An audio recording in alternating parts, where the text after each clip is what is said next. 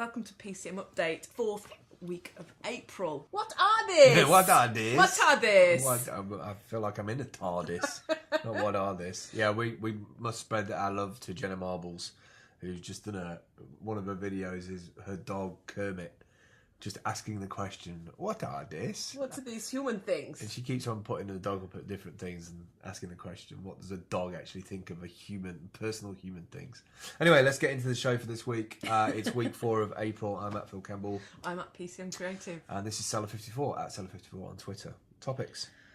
Our very own Kickstarter. Yay. So we talked about it last week. Yeah. But you're being quite strategic about when you're actually going to launch this, aren't you? So yeah. Why is that? Why are you being quite strategic about that? Well, I've kind of pulled together a group of people into Syndicate, which is an email platform very similar to MailChimp. It's just a lot less bloated, and they've got some really good mobile themes. So I've kind of pulled a bunch of people into that and shared the link.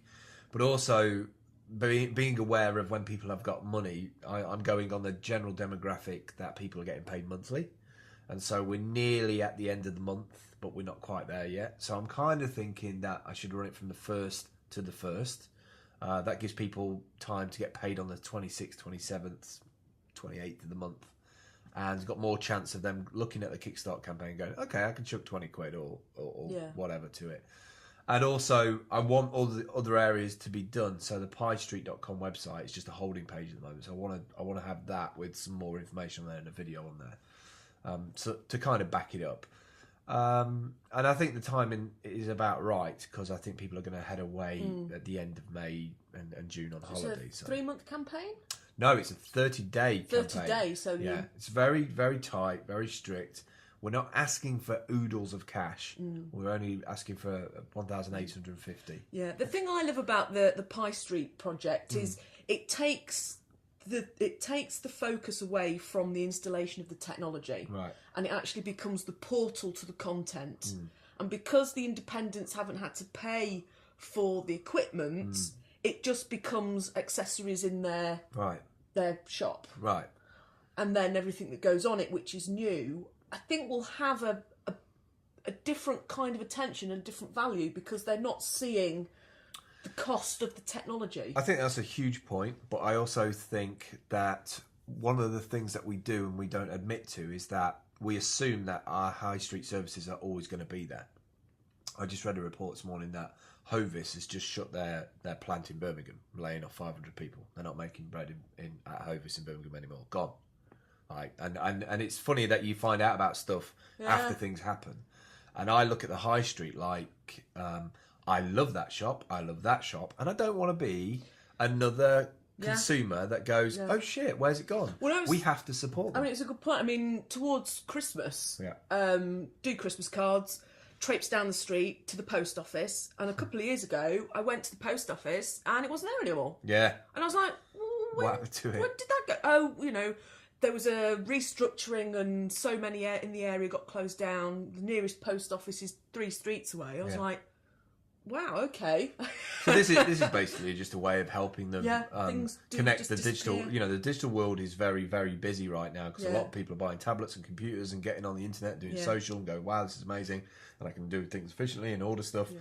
And at the same time, you want those people to also take a break, take their tablets and their smartphones to a place where there's Wi-Fi. They can have good coffee, get their hair cut, do all of that in a hybrid environment, and I'm just picking some of the independents that I really gel with. So it makes perfect sense to me. Getting them to tell their stories and getting their customers to tell their stories, which also one of the things you're off to do is collect some testimonials next week. So who have you got left to go and I've got collect for? I've got 2 testimonials to do. One from a bridal boutique and another guy who runs I don't know what his company is, but Monday and Tuesday, and that's people ask me the question, how do you make any money? Which I get fed up with being asked that, really, because I never ask you that question. Isn't it? Yeah. I never ask anybody else how they make money, so I don't know why they look at me like you have too much fun. Like you should be in pain earning money, or whatever. So that's my sort of bread and butter next week is video testimonials that I'll have to travel to, and that will pay some more money that keeps us going for another month. So it's the video and the making content that starts to drive our revenue. Yeah. So you went into Jack Cragg's and you did some recording with Tom and Sarah. Yeah, that was really good content actually. Tom and Sarah are sort of a married couple, married very quickly. They set up their own business in the middle of a recession and austerity times, And Tom's got a lot of great points to offer. And what's really interesting in how quickly that stuff resonates. You know, other people have been able to see it, and now they're going to go back to their counsellors and suggest those things. There's a great team, because he is very much the bedrock of the retail business. Sarah is the barber in the business, and also the energy and the passion. She also engages a lot with the Prince's Trust. Right. So there's kind of there's a great balance between the two of them as a couple. Well, yesterday we were in there. We got to meet the woman from Screen 22. Yeah. Crazy. Anyway, next topic. Whilst I was in there yesterday, keeping on the same track, Mac, who we've been meeting up with. Yeah. Can you remember what it's Sellendor Books. Sellendor Books. Sellendor Books, yeah. And Mac Sellendor, I think he's on Twitter. Mac McGuckin? We'll try and find his details. I'm looking at the wrong screen. Yeah, it's fine. But as we've been talking to people who are coming in our network, there'll be people who go, oh, you should meet X. And quite often you sort of go, oh yeah, that's a good idea. And you'll exchange comments on Twitter. But getting those relationships and conversations out of the digital realm into the physical world is actually quite a big step. And I hadn't got in touch with Kirsty Fox. She's a young writer. And he said, no, you must contact her. So yesterday I actually met up using a local business that I love the atmosphere for. I thought it'd be a nice place for her to come into, and also may meet some people about as well. But she's wanting to do a project in October looking at analogue versus digital. And it's a really interesting perspective, because she's a younger generation than us. So she's probably 10, 15 years younger.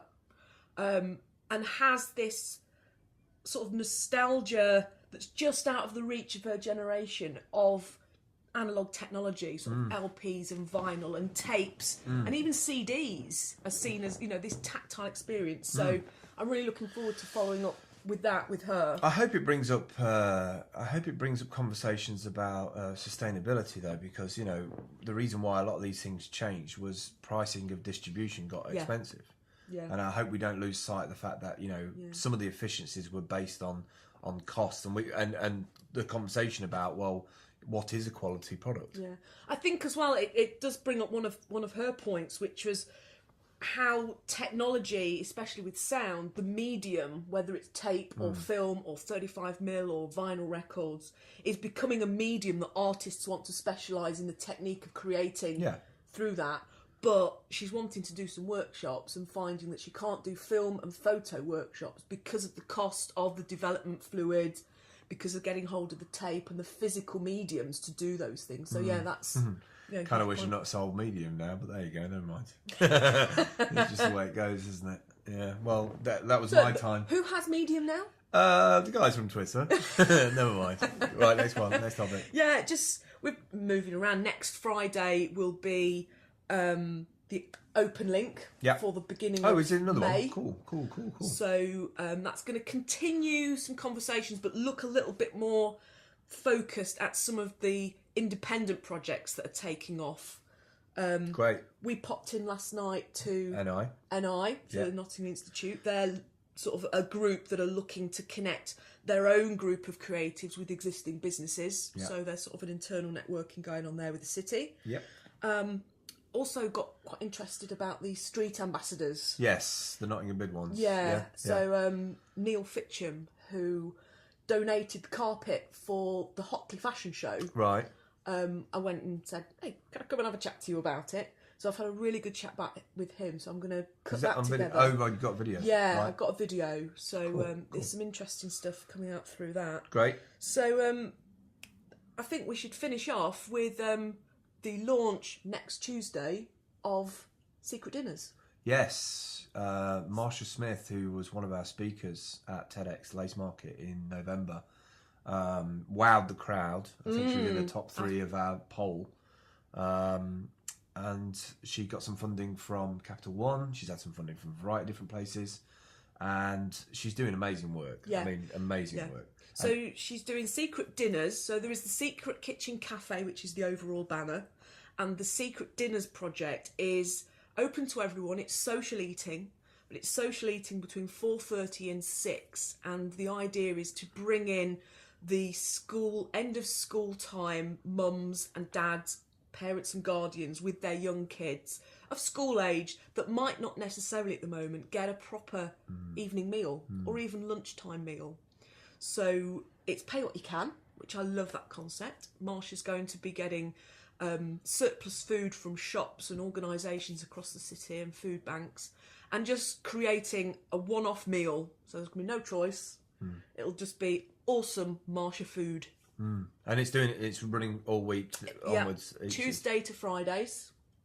I say from 4:30 till 6. Okay. And will you be doing a video with us soon, sort of describing what's happened since? Yeah, I'm going to sort of be in the background on that first week, and I'm going to take some photos, and I'll put a Rebel Mouse page together. Cool. And then we'll be able to talk about that. Awesome. Next week. Awesome. That's it for PCM Update this week. We will catch up with you next week.